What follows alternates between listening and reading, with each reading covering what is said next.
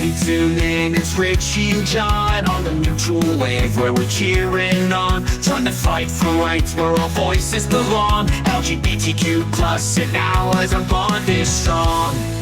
The feeling is mutual and together we stand for justice and freedom across this great land. Educate and activate, hear our call. In these crucial days we rise for all. The Mutual Broadcasting System presents Richie and John, the podcast that connects you with the people, events, headlines, and lifestyle interests of the global LGBTQ plus community. Here's Richie Roy and John McMullen. And welcome to another edition of the Richie and John Show. We're glad to have you with us on this podcast, and I am so happy to invite back to our program. Actually, it's the first time she's been on while it's been Richie and John, but she is a past guest. She joined us when we were doing the GayBC Happy Hour.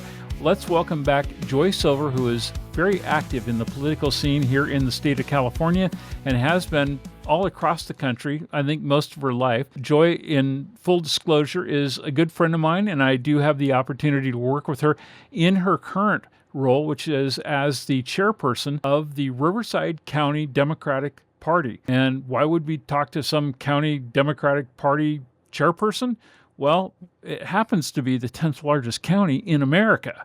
And as things go in her organization, I'm sure that they happen in a lot of places around the United States, big and small. So, Joy, welcome, and we're glad to have you back with Richie and I here on the show.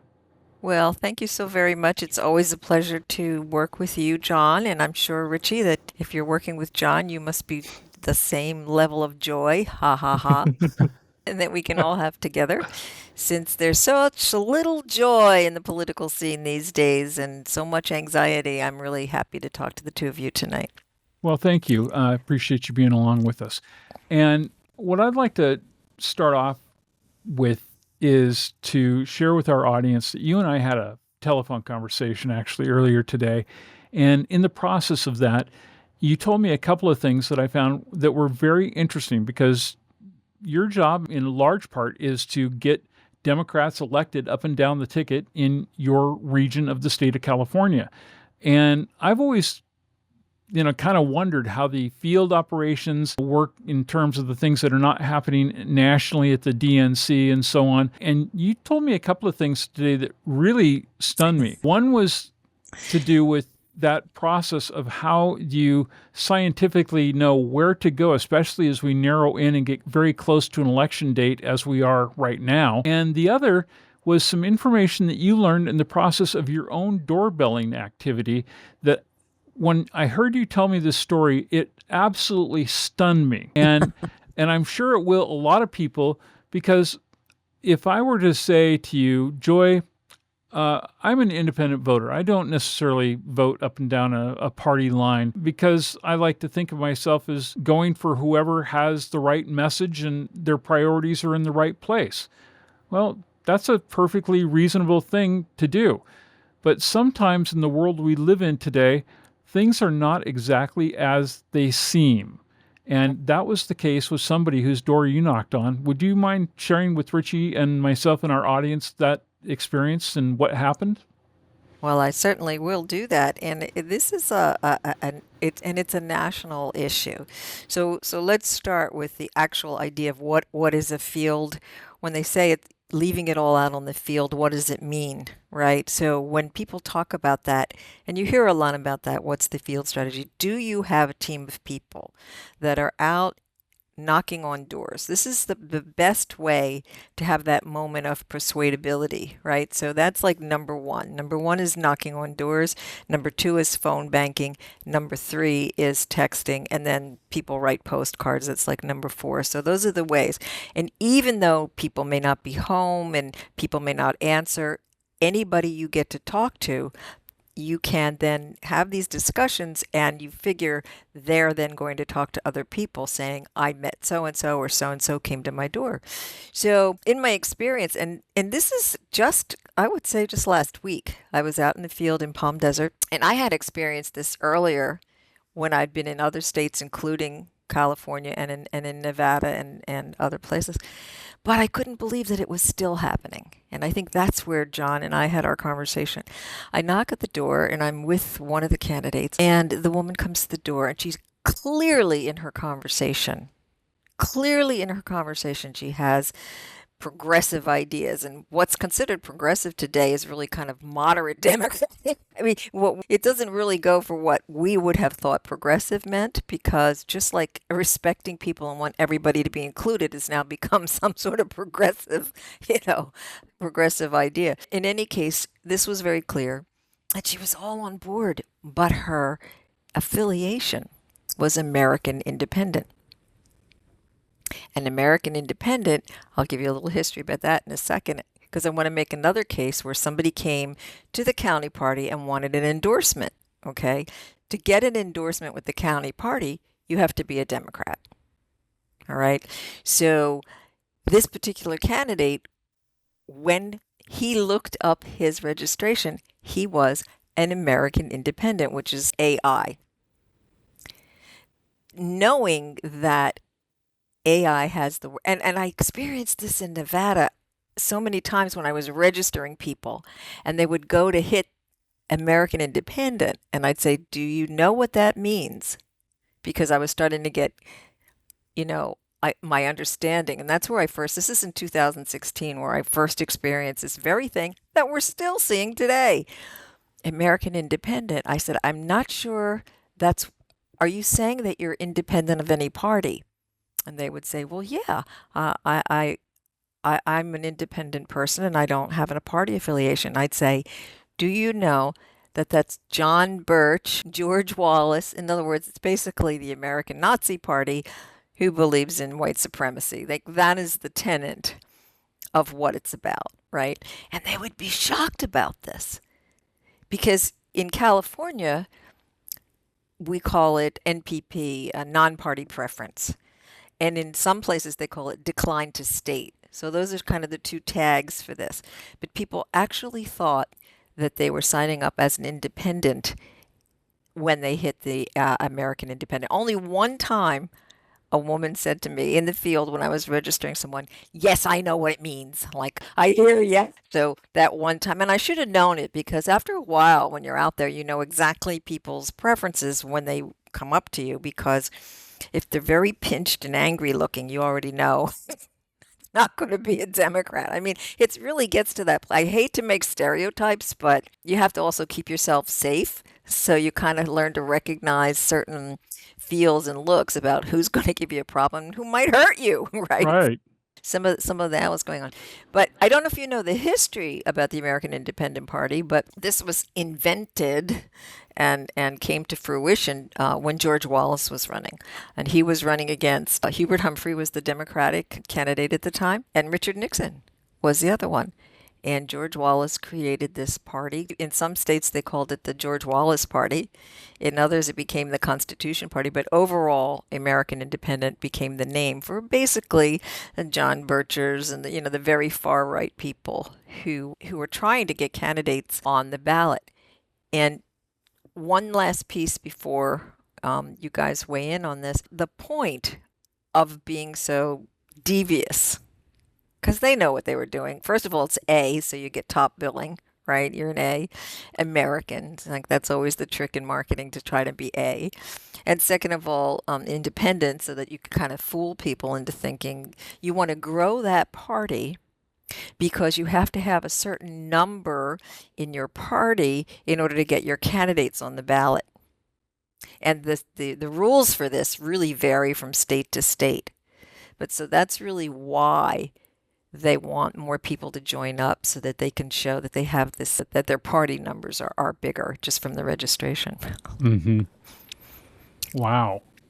Yeah. So American Independent doesn't sound like it's very much independent thought, just independent of any common sense.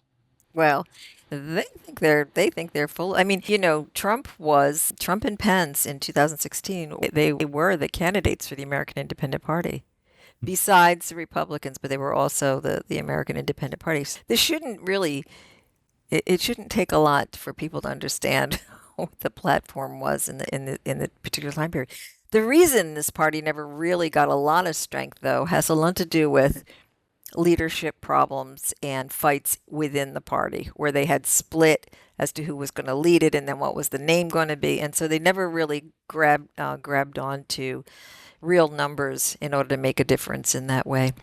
So when you encountered this person that you were out doorbelling with a candidate and came upon them, the one who you say had fairly progressive by today's standards points of view, when she found out that she was basically in kinship with the Nazis in America, what was her reaction? She was in shock.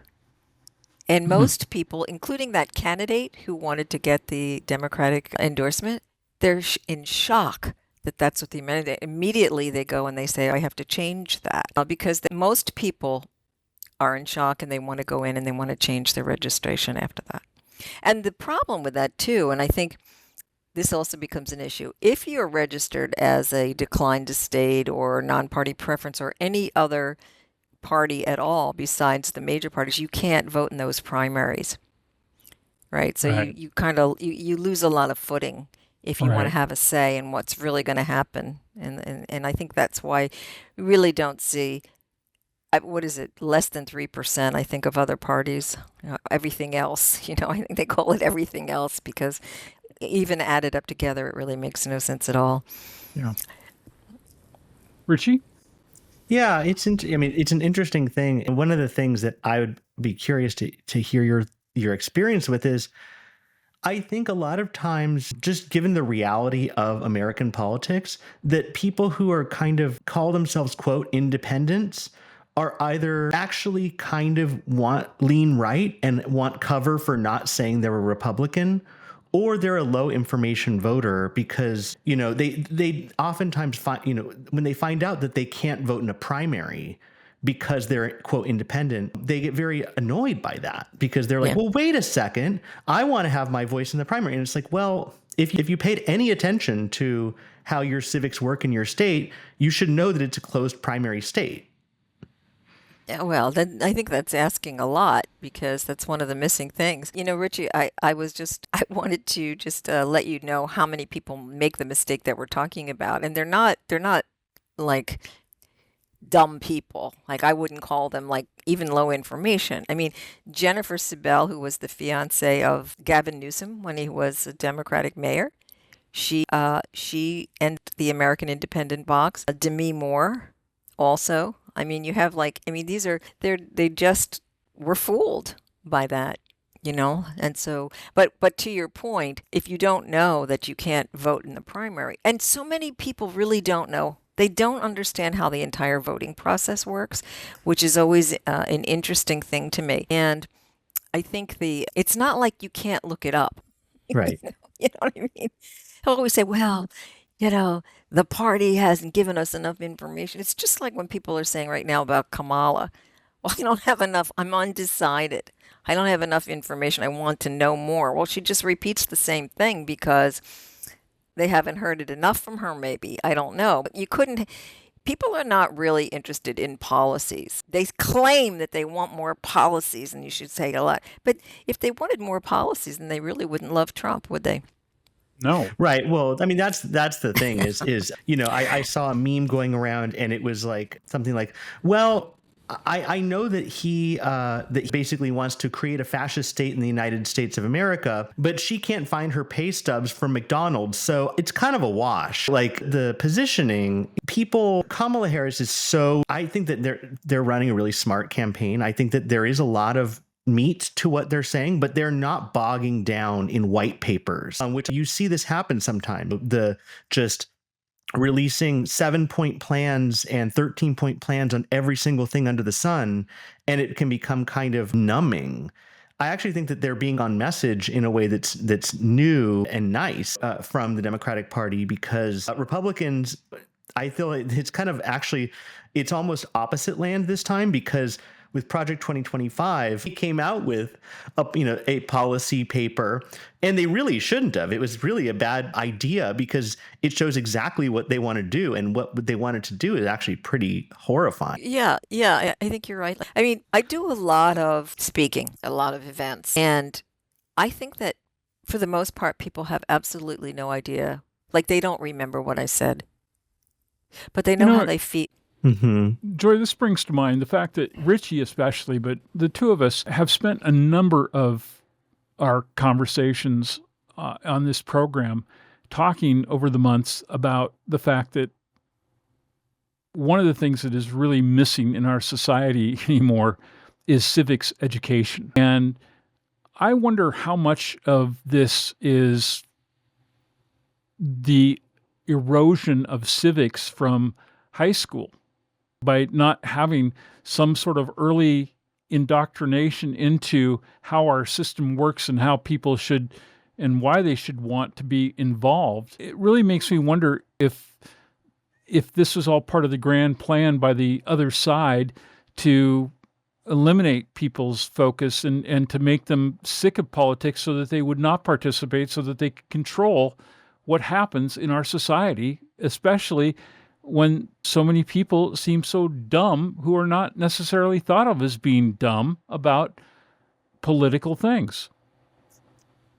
I think you're right. I mean, if you and Richie are talking about that, I think you're talking about the right thing, because the real battles, first of all, I would say, in a certain sense, as Democrats, we're late to the party. And what do I mean by the party? I mean that the battlegrounds have been taking place at the school board levels for a long time. And all the way back at the PTA, and what about the children? You know, like this was a big thing back in the Phyllis Schlafly and all of that.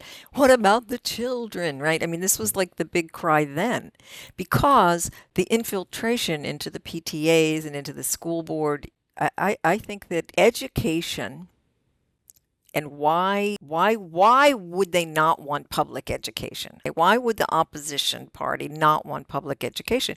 Because education teaches you to think and teaches you history. So only those people who could pay should have the education, because that keeps that class educated, and therefore that gives them the power. And I think that is absolutely true, what you guys have been discussing. It's certainly, from my point of view, the fact of the matter is, I look at Riverside County and I look at the battles at the school boards, and I put as much attention as I can into that, because if kids and schools have to face issues in their education process, then we're losing generations forward. And what you're saying right now is we have lost already those generations who didn't get to learn about how does voting and why it's important and what it means to freedom, and the attachment voting and freedom actually have to each other. So I think you're both right about that. And I think a big component of that, because we've talked about what was in our perfect world, what would civics education look like in 2024? And I think a huge part of it is really also about media literacy. And I mean media, not just mass media, but broadly, because, one of the things that I think is it's always been an undercurrent, especially on the right. But now the sort of impunity, the level of impunity, in terms of making up facts, making up false statistics, and saying them very full-throatedly. You'll see someone like, a Marjorie Taylor Greene will just make up a statistic out of thin air, and say, 75% of rapes in the country are caused by illegal immigrants. It's just like made up, it's just, there's no basis there, but it's a clip that can play on TikTok and, on social media. And if you're not paying attention, you're not sort of media literate and sort of fact checking, that might sound very salient and important to you, even though it's a complete lie. Yes. However, we have to look at why that happens, okay? It isn't really about having people believe lies. I mean, it looks like that's it. And it isn't a new phenomenon, okay? I mean, when there was newspapers only, they flooded the newspapers. They owned all the newspapers and they flooded it with false polls. I mean, in other words, the point is to create a chaos and mistrust into any information that you hear, so you can't possibly identify any truth. That's the point of it. It's a strategy. It's the strategy that they've been using since ever. The gossip. I mean, the politics has always been about disrupting the trust factor. If you have no credible format for finding out the truth, even to create doubt, even if you hear a total lie, some of it might be true. I mean, what would be the root of the division in this country, right? There has been, and I have to say, there has been government participation that makes it difficult to trust where the truth could possibly come from. I was just listening to some people talk yesterday, and they were sort of saying that this big divide and happened from Trump. But if you look at it, what brought to my mind, you remember the Vietnam War. And these poor guys came back from that war, and all the hippies, everybody was peace and love, and nobody loved the soldiers, that's for sure. I mean, but the issue became when these guys came back, they had all kinds of diseases and cancers and problems because they came back as a result of Agent Orange being used as a defoliant. It's the same thing they did to create the Long Island Railroad. If you follow the trail of the Long Island Railroad out into Long Island and you look at the breast cancer statistics, the greatest number of breast cancer episodes and happened along the line of where the Long Island Railroad was built. So, Wow. but the government never said, yeah, you guys got Agent Orange because they had to fight for that recognition. No, it really didn't happen. Or back with, of course, the airmen and the whole syphilis thing. I mean, there have been so many times where the government became untrustable. And haven't we been part of down on the government for these mistruths as well? I mean, I know I have to say. But when you look at undermining institutions, it's just they can take that and then turn it into truth is subjective. Yeah. Rather than objective. And that becomes the issue. And I think it especially becomes the issue when we have, and I don't know how you feel about this. I think at this moment, a fairly moribund press, even papers, previously august papers like the New York Times and the Washington Post, I think are pretty bad now. I mean, their reporting staffs are shells of what they used to be.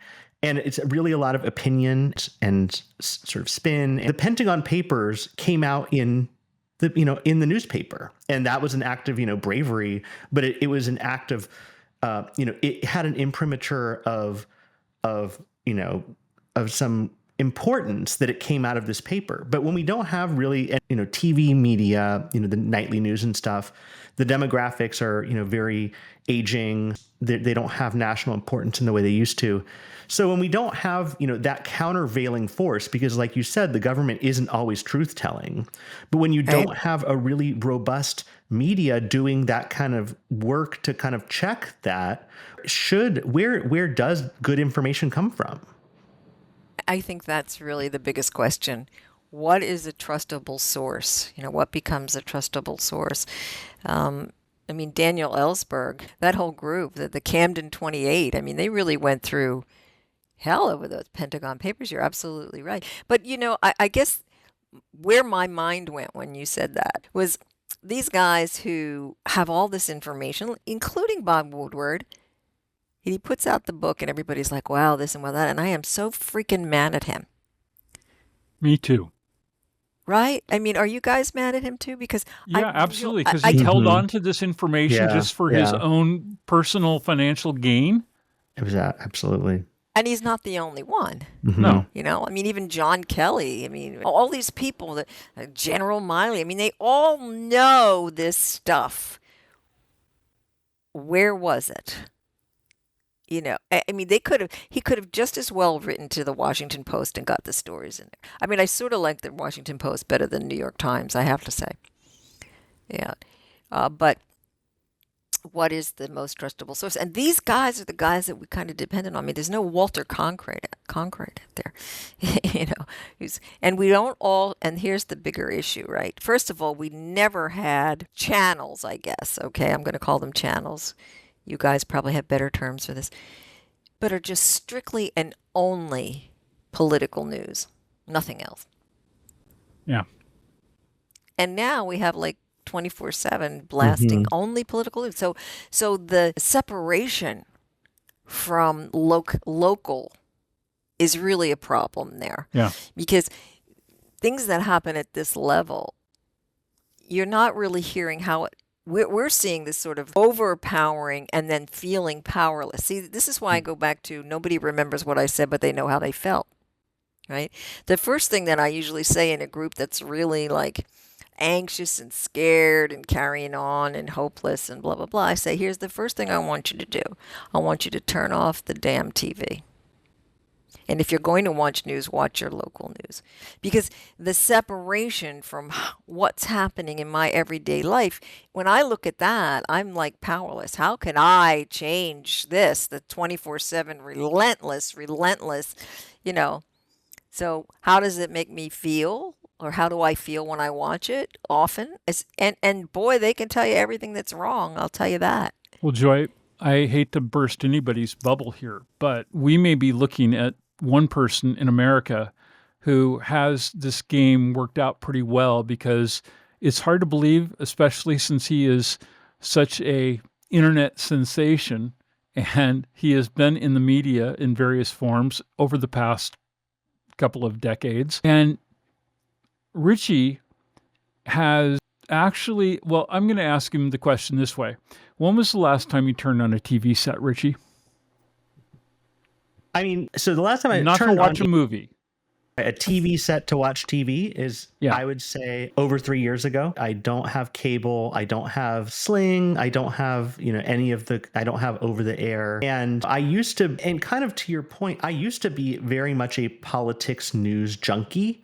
I loved watching CNN for the horse race and MSNBC, but it became, sort of to your point, this miasma of energy that I had no purchase over. And it just made me feel anxious and stressed. And, like you said, now the paper I read every day is the Daily Freeman, which is the local Hudson Valley newspaper, because at the end of the day, they're talking about things like zoning decisions that you can actually go to a meeting and have a voice that might change something at your local level in a way that hearing about what the Department of Transportation is doing, while important work, you're not affecting policy at a national level, but you can at the local level. And it does it trickles up in a way, because like you said, when you start with school boards and work things up, you build that bench, you build Exactly. the institutions that we need to kind of keep the engine running. Absolutely. You're talking to a person who's totally aligned with this, because and having that experience that you just talked about, having the experience of having a voice, of potentially changing something in your locale, then gives you that the benches is the bench of experience to have a power at a higher level. Because the federal government doesn't just operate in a vacuum. Anything that gets up there comes from the bottom up, but you wouldn't know it if you're watching MSNBC. You'd Right. think everything is down here, and then we just have to suffer whatever those guys decide. Well, how do they get elected, And this is a real issue in seeking to coordinate all of these nonpartisan races that are, and there's no such thing as a nonpartisan race, okay? But in order to bring people together with values and issues and kind of find the candidate voice that speaks to those things, that becomes that reliable, credible truth teller, at least to the majority, so that they're elected based on the values and issues of those micro areas. And that's sort of my strategic thinking on building Riverside into a functioning. Joy, when we started the conversation, I mentioned that there were a couple of things that we wanted to try and get to. And we've talked about a lot of interesting stuff, and I think a lot of food for thought for our listeners and viewers. I'd like to move into that area where you were starting to talk about the field and the field work that gets done. And from my standpoint as an observer, I kind of wonder, because I'm always thinking, what did we do right? What did we not do so well at when we see the final results in an election? And how do they know what they're doing? I mean, I have zero faith in the polls at this point. I've never been called for one. I don't know anybody who has ever been called for a legitimate poll. So when people start telling me, oh, but the polls are doing this and that, I don't freak out over that, because I just think it's such a random sample that who knows if they're accurate or not. And for the last, 12, 15 years, it seems like they haven't been all that often that honest to line up with what the reality has been after the votes are all counted. So let me ask you, as somebody who runs a major Democratic Party operation for a large county in the United States, in Riverside County, Southern California, let me ask you, how do you know who you should be talking to when you're just like we are now, a week or so away from voting day? And especially when you're talking about all the people who now vote by mail, especially in a place like California, but in more and more places around the country where people are able to do early voting. How does the science work? What tools do you have that are available to you and to your colleagues behind the scenes that we don't necessarily know about, that help you go, here's where we need to get the word out and to make sure that people are doing what we need to do? There's a couple of things that happen, and it's a national thing. It's not just Riverside County, but I can speak to about how it is here in Riverside County. There are software. It's not just one software, right? There are software that's used for field, which means knocking on doors, particularly, and that software pulls the information from different counties all over the United States, and that data that the votes are in from the secretaries of states, which then comes down to the counties, can get pulled into the software. Okay, and when you look at this software, even before you go out, if that software is operating correctly, it will the addresses and names and numbers, and you do what they call cutting turf. Okay, and cutting turf means the person who's in charge of the data in your particular campaign, which is usually your field director, that's what they call them, no matter what your party is, they'll call it that. And they'll pick the neighborhood for your candidate, and then you can see who's a Democrat, who's a Republican, who's an American independent, who's a declined to state or a non-party preference or green or whatever by the signal, by the code that's on the record. It's kind of like a sales software would work the same way. When's the last time you spoke to them? I mean, they're not dissimilar from what sales, point of purchase and sales records look like. It's kind of similar looking. It's kind of like a contact database. It's a contact database. Yeah, it's very much like that. So you can see, given that everybody does their job right at the counties and then in the national, and considering that all of that happens in a timely fashion, which is always the other fear, both parties have an investment in that happening because, and I'm only talking the two major parties, both parties have some kind of software that does this, right? Now, to the side of that, Elon Musk went and purchased software that DeSantis used. I'm so happy he did that because, yeah, does it really work that well? If it did, it sure didn't work for DeSantis. And it came in late in the game. And basically, one of the main things that people were talking about is that there is no real field strategy that the Republicans were using for this. And so the Dems were out there with there's something called minivan, which you use on your phone, or PDI is what they use in California. Richie's shaking his head. He knows about van and minivan. Mm-hmm. So you can, and they're apps, so it makes it really easy if you're out in the field with your cell phone, which I've been using since 2016. I mean, it's advanced now. It's the same thing that's used for phone banks, too. They can tell how many times that person, if you input correctly, which is always another thing, right? You can see who you called, who you didn't call, did they answer, Were they giving your candidate strong support? There's a whole little list: strong support, already voted, interested in volunteering. They'll have certain questions that each campaign can customize for their particular race. And the best thing is when there's what they call flagged and shared data, which means all of the candidates are allowing their data to be shared. In minivan it happens, but in California it has to be arranged because there are licensing issues. But basically you can see that the door's been knocked and that the person has already voted or hasn't voted. So what you do is you look after a certain amount of time, closer to the end of the race, you say, okay, let's look back at our data. And this is why it's so important at the micro level, right? And you can say, these people, all of these ballots are in, don't bother knocking on their door. This person has their ballot, they haven't turned it in yet. So you may then say, okay, let's go out to that neighborhood and just knock on the doors of the people whose ballots they haven't turned in yet. This is a tremendous amount of effort.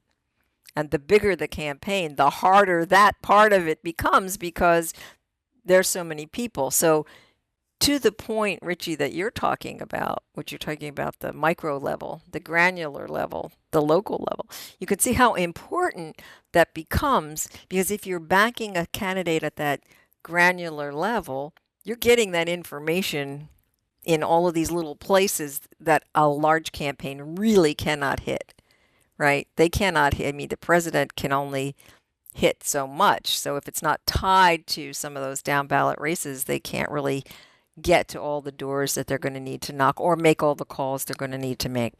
So this becomes an intensive momentum there.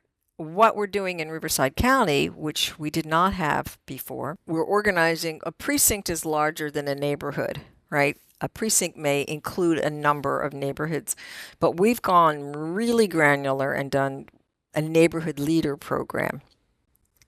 And so, like, let's say you live in a particular development in a gated community, which is usually the most difficult place to get into if you're knocking on doors, right? But if you have a neighborhood leader that lives in there and has now organized everybody, their personal friends circle in there, you now have a chance to get into some of those neighborhoods. I hope there's no opposition people listening to all of this. No, they hate us. They hate us. But even so, it's such a huge project that you really have to. Now, they've done a really good job at their way of doing this, I would say, where we lost ground. I have to say, this is sort of our defense, in a sense. It's not even an offense. It's really a defense because they've done this with the schools, because that's really community-oriented schools. And that is the long game they've been playing since the 70s. Wow, we're at 2024. They've been playing it since the Nixon time, So they had the big edge on us with this whole school board thing, and we've seen a lot of damage done. They have done a lot of damage, and we've spent a lot of time talking about it on this program, especially with groups that have raised their ugly heads in the last year and a half or so. And I know that we've talked about those before too. You've had your own dalliances with those, especially in communities like down in southwestern Riverside County, where they had a school board in Temecula that made national headlines, as I recall, for doing things that were not much in the interest of the LGBTQ community. You're absolutely right. I mean, they went against the governor's signed his agreement, his edict that you could not make trans children come out to their parents. That was a big thing. And then banning the books. And Temecula is really important to me. In fact, I'm going to be going down there this weekend to do some door knocking for those candidates who have got the bravery to stand up. And they're incumbents, but we need more and more people who are really want to see schools move forward rather than backwards, and want to eviscerate public education in any way. So it's a big fight. But anyway, that's their way of doing what I'm talking about on the Neighborhood Leader Program, and they've had great success at it. So this is our response to moving Joy, forward. in non-election cycles, is there a program? Do you think anybody has thought about starting a program where people who, when they're not in the heat of an election, can go and can learn the things that you're not learning in any sort of civics program because they just don't really exist anymore, but where you can actually learn the science of doing these kinds of things without having to go and invest 4 years getting a college education, although I've never seen a program that is directly related to that in a university, but where you can learn how to be on the front line of making change in your community and doing these important things that need to get done. I know with you that you had a very clear idea before you became the chairperson for the Riverside County Democratic Party about the things that were not working, had not been carried over from previous years when they've done them, and had to be basically having to rebuild the wheel every time. So where do we go to get schooled on how to be a good civic-minded citizen? Well, that's a partisan answer that I have to give to that, right? And that's part of the issue, by the way, because the only people I can reach are Democrats. So if I can reach Democrats and invite them to things that we're doing, but I can't reach non-party preference people. You know what I'm saying? Like I can't do that because the job is to move, is to get people to join democratic activities so that we have enough power and force and resources to get something done, right? So that's part of the issue right there. But one of the things, and I think what you're kind of referring to is the first thing that I could see is that every time a candidate would run, they had to start at ground zero. Yeah. And build their name recognition and start all over. And so what I was seeking to put forward was to build an infrastructure, and that meant committees that were part of the Central Committee. And one of them is we have something called the Candidate Development Committee, and I want to expand that to not just talk to people who may want to be candidates, which would be teaching a lot of what you're talking about, not necessarily all the civics, but at least have an understanding of the job before you get it. That would be helpful, But also to develop people who work on campaigns. Yeah. Because one of the biggest issues that happens for people when they decide to run is they can't find a campaign manager or somebody understands field like we just talked about, or somebody who knows how to look at data. Now we have a data analysis committee, so that decisions that the county party makes are also researched through the data analysis. So I have a whole team they call themselves data nerds. And they just love this and like analyzing and like telling a story based on numbers. And, so it's great because I could just ask any question and they'll come back with, a couple of scenarios and have evidence, data-based evidence to back it up. This is wonderful. So, I could, and I think I had this conversation with you, I could guess myself just looking at Democratic and Republican, just looking at registration numbers, I could see it, but to really be able to pinpoint what block, and now as these neighborhood leaders, to keep them moving forward and to have engaged people, we're engaging more people all the time. And I think that's part of the mission that you've outlined, John. So that if I live next door to a bunch of people and maybe some of them are declined to state or non-party preference, but they're my neighbor, I'm going to invite them into a neighborhood leader kind of a discussion. Yeah.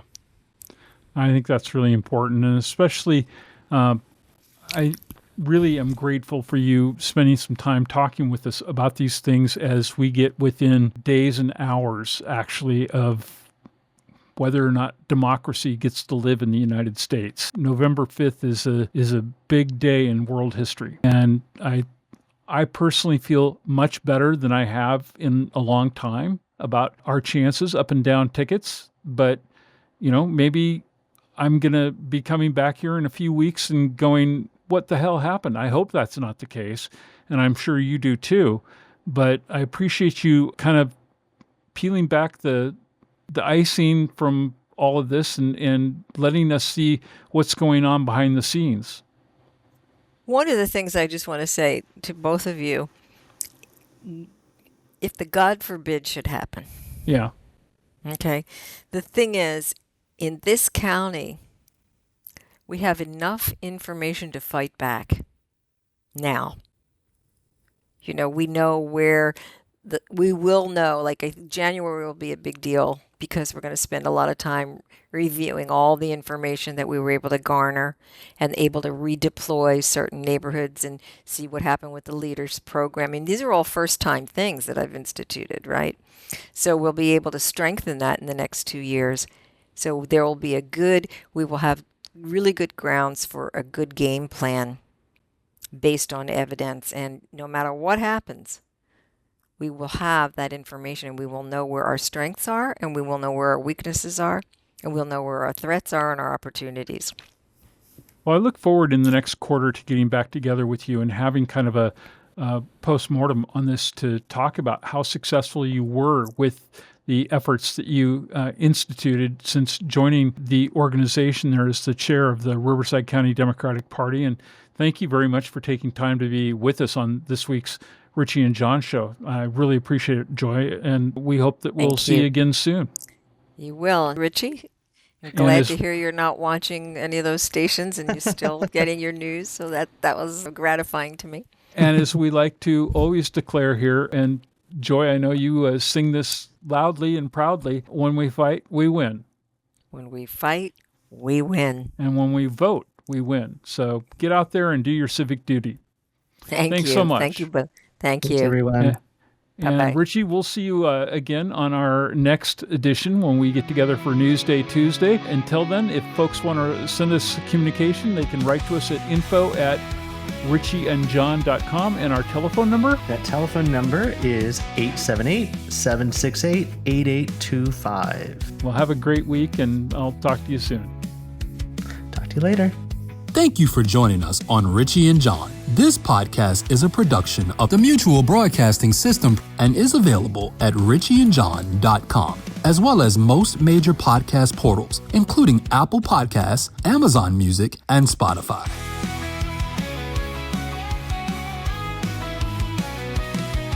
Discussing the candidates, learn who they are. Policies that matter, let's raise the bar. From civil rights to policies and law, informed voting hands can change it all. Democracy's power, your vote is your voice. Understanding in action, let's make the right choice. With hope in our hearts and eyes on the prize, united we can see a brighter sunrise.